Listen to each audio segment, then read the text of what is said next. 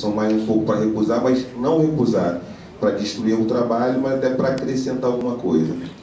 Ou também os pontos de contato e semelhança.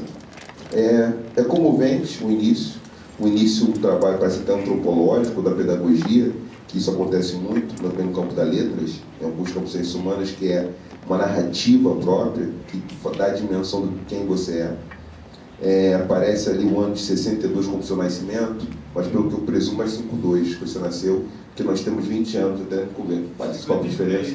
53? Está 62. Aí você está com 50 anos aqui no... Então, deu 10 anos, você tirou 10 anos da sua idade. Tem que ver, porque uma vez que eu imaginei que eu usei essa data, possível, no ano que eu entrei na escola. Entrei na escola com quase 10 anos. Não, mas não, vamos estar 62 de nascimento, só assim, nasci em 62, de repente trocou na hora, aí está um pouco mais jovem, está com 62, só uma observação, tá bom? Aí você trocar ali, que é 53, né? Então o trabalho só um detalhe, né, que ao longo do texto aparece. Vou fazer algumas sugestões, né, ao longo do trabalho, que é um trabalho agradável, e pensando o seguinte, que esse trabalho pode se desdobrar em artigos, se desdobrar num projeto de livro, num projeto de pós-doutorado, em alguma coisa. Então, para o trabalho ficar turbinado, ficar mais poderoso, eu vou fazer algumas sugestões, essa é a intenção. Ou seja, o que pode tornar o trabalho interessante para as leitoras e leitores que virão, né? Pensando naquilo que é do seu interesse. De cara, é um trabalho que ele está preocupado com o ativismo, eu vejo isso, porque a sua injunção entre militante e teórico é o que faz um ativista. Eu uso essa referência do Molefe Achante, estadunidense, afro-americano, que a diferença do militante com o ativista é que o ativista ele opera também o campo intelectual. Então o ativista ele diferiria do militante à medida que ele não é só o repetidor de palavras de ordem, mas faz uma reflexão sobre o projeto político que está inserido. Então eu trabalho nesse sentido, a palavra ativismo, o ativista caberia aí, ela caberia no trabalho. O que faz com que o trabalho fique mais defensável é dizer assim, estou fazendo um trabalho, uma perspectiva de ativista, né, de um intelectual que é militante e que essas coisas não se separam. Vale a pena colocar isso no trabalho, porque é para deixar o leitor enegrecer para quem vai ler esse dá um sul um pouco mais direcionado. Tá? Essas ideias são importantes para sulear, senão a pessoa fica desnorteada. Mas por isso, né? Ele te ajuda também, te fortalece. E aí, contribuições que vêm, né? Que eu posso trazer aqui. Eu tiraria o Hegel por uma razão muito simples, né? Hegel fala com todas as letras que a África é um espaço acéfalo. O Fanon usa o Hegel por inúmeras razões, porque naquele momento histórico não reconheceu outros autores, talvez para dar conta disso, da questão do reconhecimento. Eu te sugeriria usar o quê? Usar a Nancy Fraser e o Axel Honneth, que falam de reconhecimento, mas que nos ajudam a pensar reconhecimento com diferença. Então, porque o Hegel, em que sentido? Ele não fortalece o trabalho. É um trabalho político, um trabalho intelectual que está preocupado com emancipação e com um projeto antirracista, mas o Hegel e o Kant, pelo contrário, o Kant escreve, inclusive, que a África é um espaço sem história. Isso está nos textos de Hegel e nos textos de Kant. Então, nesse sentido, usar reconhecimento a partir dele não te ajudaria. Tá? Aí é um ponto aqui que eu acho que talvez vai ganhar mais retirando esses autores do texto. E a ideia, aí eu vou falando pontos gerais, eu vou pontuando um pouco mais, quero muito te ouvir, quero até poder parar, se tiver interesse, quiser falar, se para e vai batendo papo. Humanismo. Por que eu talvez não usasse humanismo? Por uma razão. Talvez pudesse usar reconhecimento e falar em direitos humanos. Porque do ponto de vista político, direitos humanos é muito mais poderoso do que o humanismo. O humanismo, as implicações políticas, os efeitos dele, no mundo contemporâneo, não são os mesmos que pensar uma política de reconhecimento que envolve direitos humanos. E aí o Axel Honneth, essas autoras e autores, nos ajudam a pensar isso.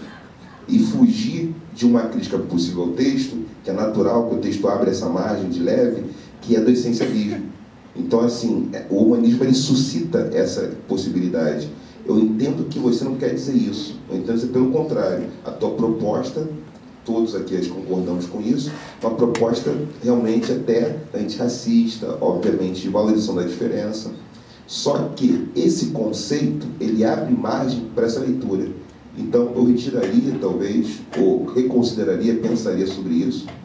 Aí não cabe agora, não estou falando que é uma bula que você tem que seguir, mas pensar, direitos humanos vai tornar o trabalho mais poderoso, porque inclusive abre margem para ação afirmativa, para políticas específicas, né? Para política que tem a ver com, não para minorias, eu também não usaria o termo minoria, eu usaria o termo mesmo que é a exclusão, o antirracismo, o sexismo, que eu acho que são melhores do ponto de vista político. Aí você vai falando do arquivo de Fanon, você começa lá, e são, no geral, essas são as ideias. E eu também exploraria mais colonialidade, um pouquinho, para pensar os impactos tecnológicos. Aí eu faria uma relação, já que tecnologia é um elemento fundamental do teu trabalho, pensar as tecnologias que Fanon suscita, numa leitura interpretativa, numa análise do conteúdo fanoniano, que suscita tecnologias em favor dos direitos humanos da populações negras. Eu acho que o teu trabalho ele fica mais contemporâneo, ele abre margem para desdobramento, e ele pode ser um trabalho que ele é lido numa dupla injunção, na injunção que é tanto da militância como da academia. É um trabalho ativista. Eu acho que isso fortalece o trabalho. Então, a gente está pensando aqui nesse sentido, acho que esse é um papel nosso, que foi com o Pedro fez, de Slene, que é pensar assim, o que fortalece esse trabalho? Torna ele tão poderoso que faz ele capilarizar-se dentro do espaço da academia e também fora dela.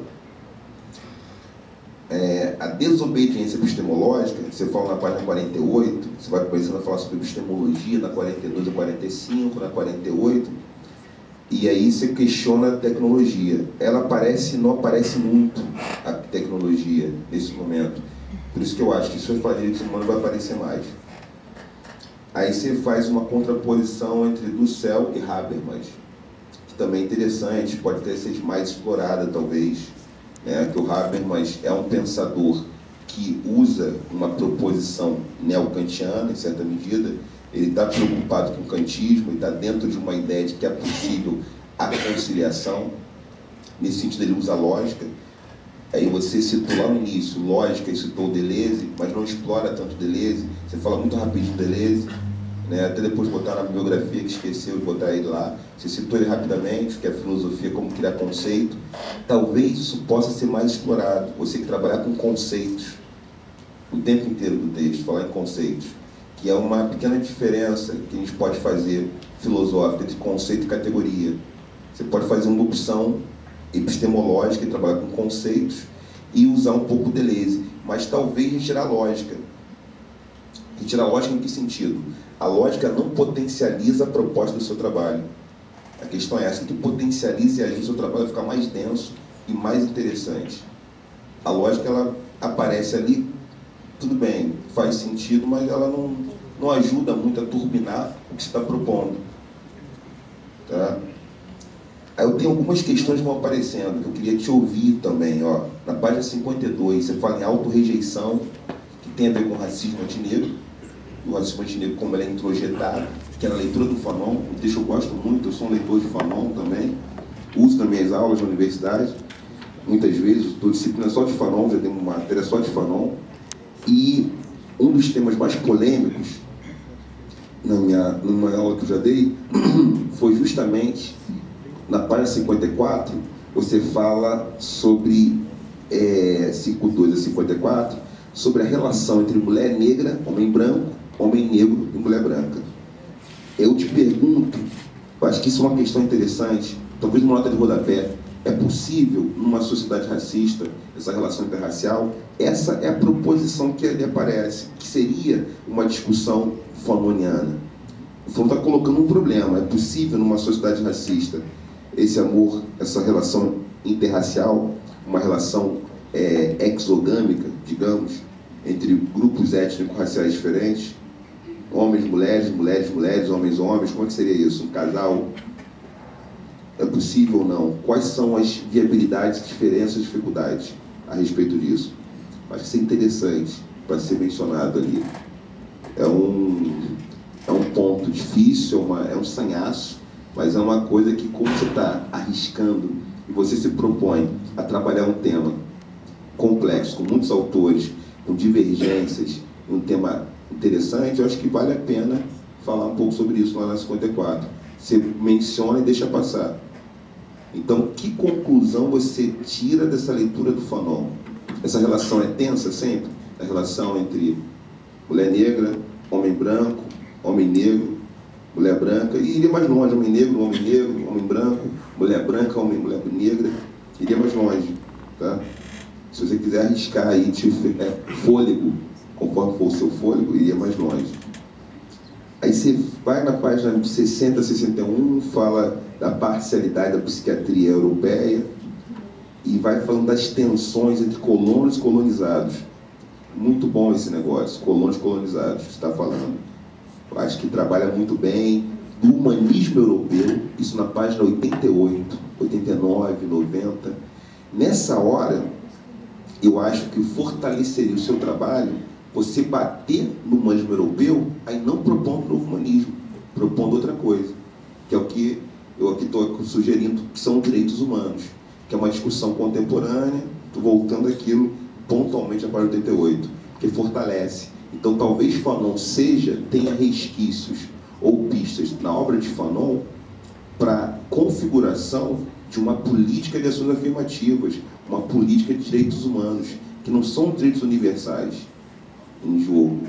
Não é o direito universal pensado no essencialismo do humano, mas é pensando nas diferenças, pensando no reconhecimento. Aí caberia uma articulação entre reconhecimento e direitos humanos. Vai tornar o trabalho super contemporâneo e até para ser sendo lido e pensado. Na 95, você vai falar das questões do estudo CTS. Eu acho que esse ponto do estudo CTS cabe aqui falar de tecnologia e linkar um pouco mais com o Fanon. O que o Fanon implica mais na tecnologia? Esse desdobramento, falar um pouco mais, já que é uma coisa cara ao seu trabalho, que é a questão da tecnologia, aqui caberia um pouco mais isso, tá? Aí você dá um belo subtítulo aqui, Métodos Europeus na Argélia, cargo de desconfiança, o serviço da opressão. Eu acho que aqui cabe a tecnologia e cabe uma coisa que tem a ver com a eliminação do Hegel do trabalho, que é assim, você fala em colonialidade e fala em desobediência epistemológica. Está falando sobre isso um pouquinho. Lembra? Você comenta lá atrás, na 53, 52, ok? Que tem a ver com colonialidade.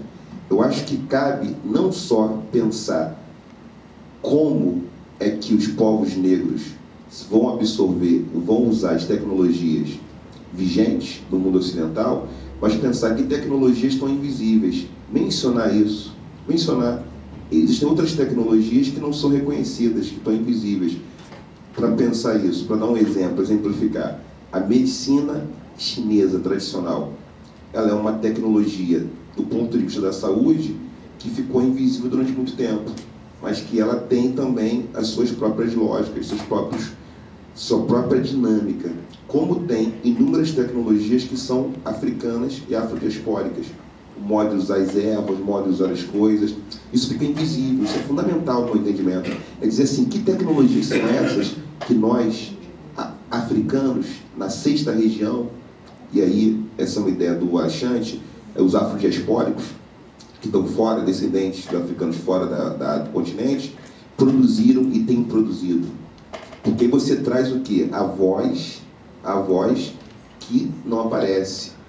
Isso é uma coisa interessante, entendeu? Essas vozes que apareceram menos, que estão mais caladas, né? Eu lembro da filósofa indiana Gayatri Spivak, que ela fala que é tirar o silêncio Spivak. É interessante, você pode usar ela um pouquinho só, um pouco, ela cria essas condições de possibilidade para dizer como é que a voz que está calada pode ser amplificada. E aí, tecnologia. De que tecnologia vai falar? Dessa tecnologia aqui? Tem outras.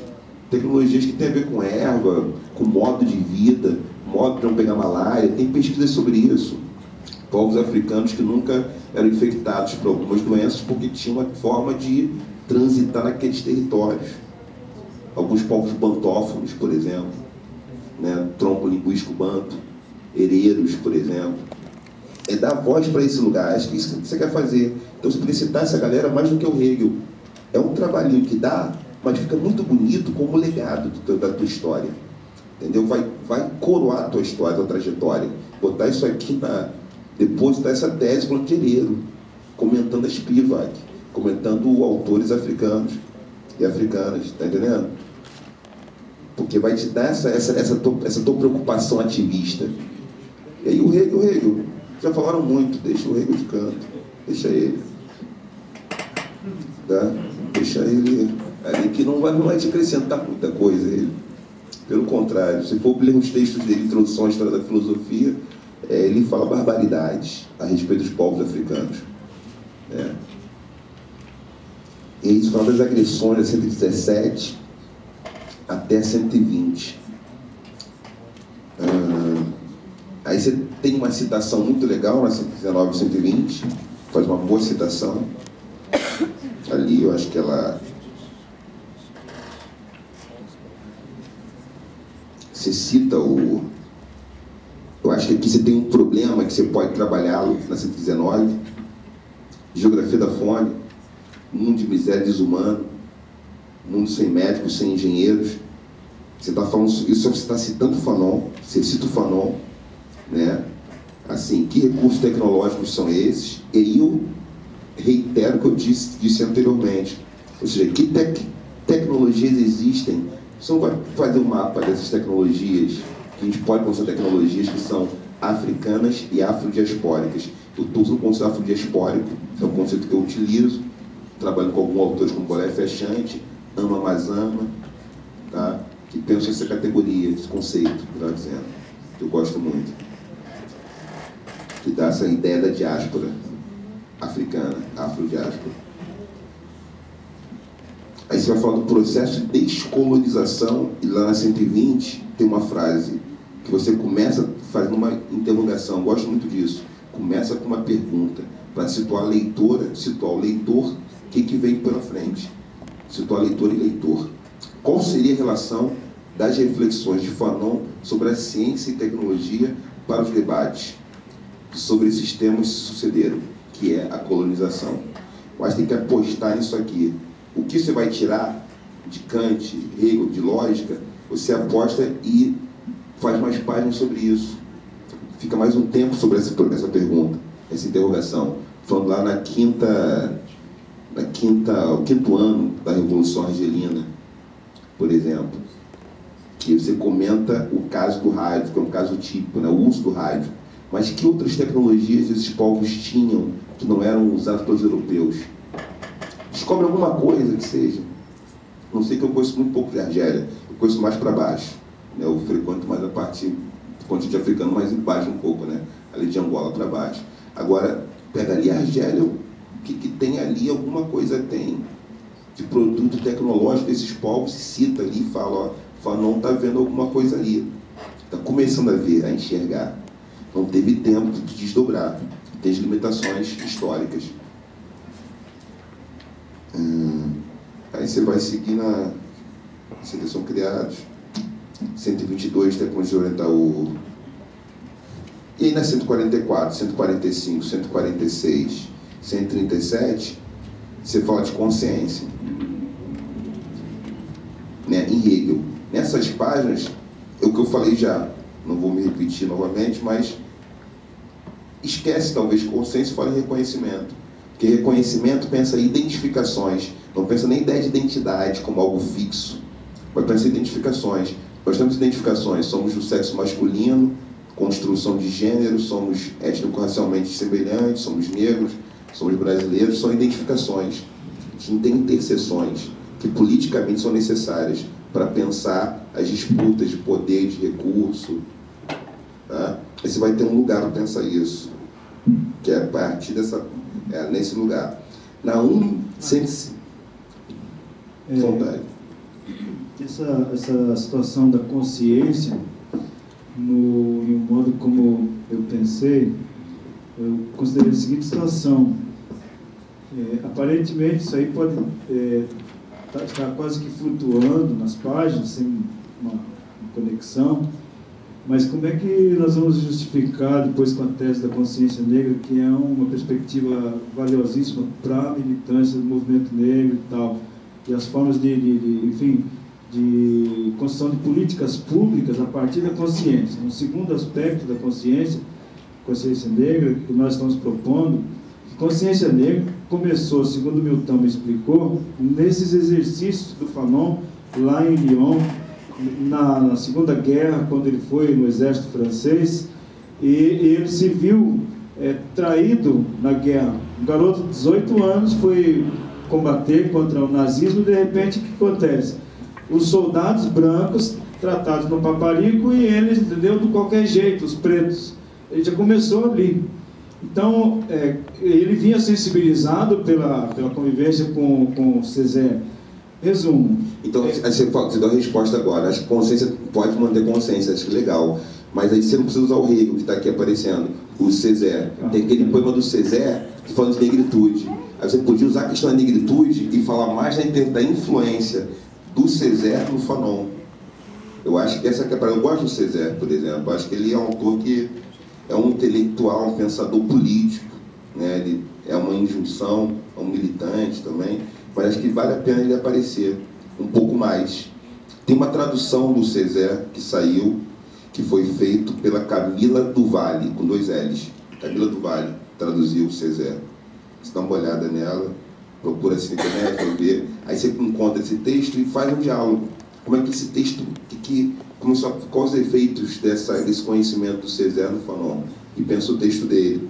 Aí você fala de consciência, a partir de quem? Do Césaire, que é negro, não do Hegel, que está falando de consciência dos humanos, que não são todos, né? Que não é todo mundo que é humano para Hegel.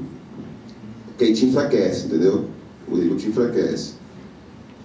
Aí você vai na 169, aí 169 você está falando de novo humanismo, aí você substituiria aqui o novo humanismo. Eu estou sugerindo direitos humanos. Pode ter uma outra políticas afirmativas ou discriminação positiva, que é também uma expressão conceitual que alguns autores e autoras têm trabalhado. Discriminação positiva é um caminho para isso, é um caminho que está preocupado com o ser humano, mas com as suas diferenças. E aí ele ficaria... Porque você está sendo, entre aspas, humanista, no sentido de você está preocupado com a pessoa humana, com o ser humano, mas em que sentido? Sempre a diferença. Que é uma coisa é ser mulher, outra é ser homem, é ser negro, é ser branco, é ser do sul, ser do norte. Dá muita diferença. É ser velho, é ser novo. Aí você vai com isso, consegue, e pensando numa consciência negra. A negritude é um conceito caro, um conceito importante, assim como o conceito de branquitude. Então acho que não tira não, mas usa de outra maneira, pode usar. Na 187, eu adorei essa citação, gostei muito, foi uma citação bacana em 187,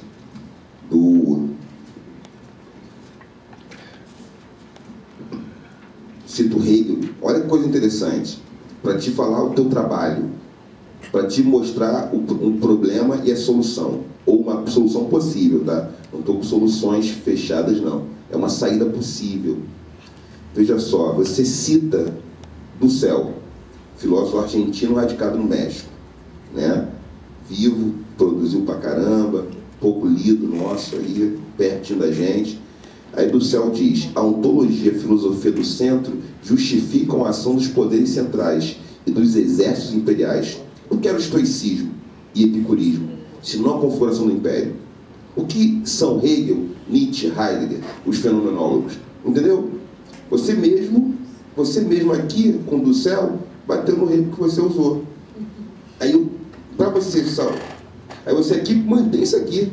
Bota com letra garrafal esse negócio, maravilhoso isso. Mas só esquece o outro lado.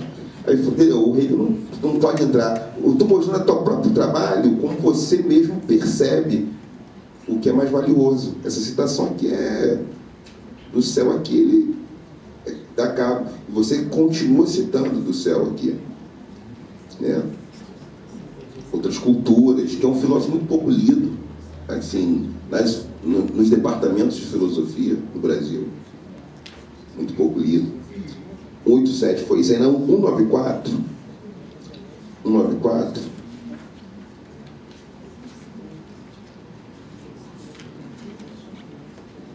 Você vai passando aí falando de código, da semelhança, né, entre códigos.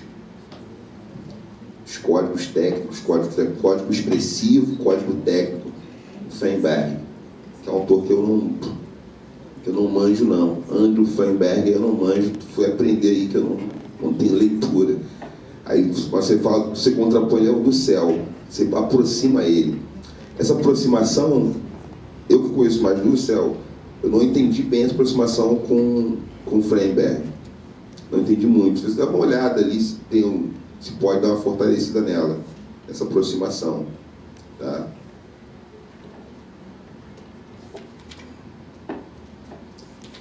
Aí você vem para as conclusões, que está lá na 197, não, antes da conclusão, não, 19497, que lá no segundo parágrafo, né, a dimensão semiótica da tecnologia converge para o cumprimento desse estudo.